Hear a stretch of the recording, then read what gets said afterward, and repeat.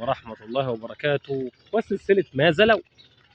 النهارده هنتكلم عن ماذا لو تقابل المنتخب أو تقابل المولودية للجزائر أو فريق مولودية الجزائر مع الهلال السعودي حاليا، من سيفوز؟ طيب، عشان نتكلم في البداية كده عن الجزائر وفريق من الفرق العريقة جدا في الجزائر، مولودية الجزائر ودوري أبطال أفريقيا، وكان قاب قوسين أو أدنى من إن هو يصعد الدور قبل النهائي. مولودية الجزائر والمتصدر الدوري الجزائري مولودية الجزائر، واللي عامل أداء كبير جدا هذا الموسم. ولكن النهارده هنقارن ما بين الهلال والمولودية، وإذا تقابل الفريقين من سيفوز. هنيجي نتكلم النهارده كده في بعض الإحصائيات اللي هنقدر من خلالها نحكم لو أقيمت هذه المباراة مين هيفوز في الاثنين. طيب، هنيجي نتكلم كده ونقول ان مولودية الجزائر في المركز الاول في الدوري الجزائري برصيد 41 نقطة. طبعا 41 نقطة، ولكن من كام مباراة؟ من 21 مباراة. يعني ليه مباراة مع بسكرة تقريبا غدا او النهارده، ومن خلالها هيقدر يفوز، فهيوصل للنقطة 44 وهيبقى بفارق 4 نقاط عن اقرب منافسيه، واللي هو شباب بلوزداد. ايضا شباب بلوزداد بيقدم مستويات عالية جدا. طبعا شباب بلوزداد مركز ثاني 40 نقطة. طبعا عندك شبيبة القبائل 37، وبعد كده عندك وفاق الصيف 34، وبعد كده اتحاد العاصمة. ده بالنسبة للدوري الجزائري.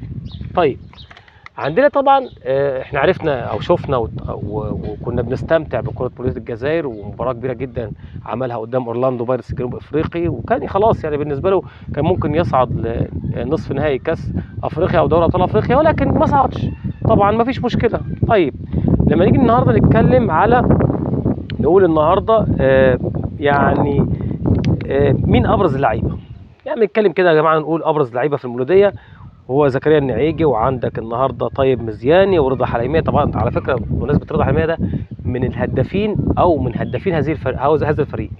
يعني رضا حليميه ده اللعيب الجزائري اللي بيلعب في صفوف مولودية الجزائر مدافع، ولكن في الدوري النهارده جايب 5 اهداف. يمكن اعلى لاعب جايب في مولودية الجزائر اهداف هناك فين في الدوري الجزائري.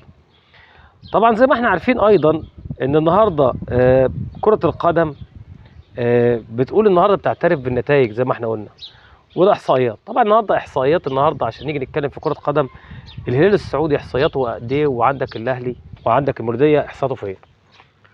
طبعا النهارده هنتكلم بقى على ايه؟ على الهلال السعودي في دوري ابطال اسيا اول مجموعه الغرب. عندك النهارده في الدوري السعودي تاني الدوري السعودي خلف الاتحاد السعودي بفرق 4 نقاط، واشتعال المنافسه او اقتراب الهلال من الاتحاد. النهارده دوري شيق جدا، ولكن ينتظر الهلال السعودي مباراه قويه جدا امام فريق زي فريق جوانجو اللي هو الكوري. طبعا مباراه دور الثمانيه في دوري ابطال اسيا او النخبه الاسيويه. طبعا يعني الماتش بنسبه كبيره جدا هيبقى محسوم للهلال، ولكن هتبقى مباراه قويه مش سهله الفوز فيها او مش سهل فيها الفوز.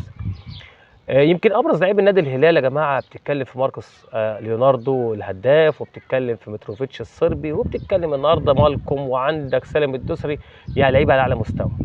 اذا فانت النهارده علشان نيجي نتكلم في كره قدم، لا، لو اقيمت المباراه ما بين الهلال السعودي ومولودية الجزائر، اعتقد بشكل كبير جدا الفوز سيكون حليف للهلال السعودي لما يمتلكه من لاعبين على اعلى مستوى.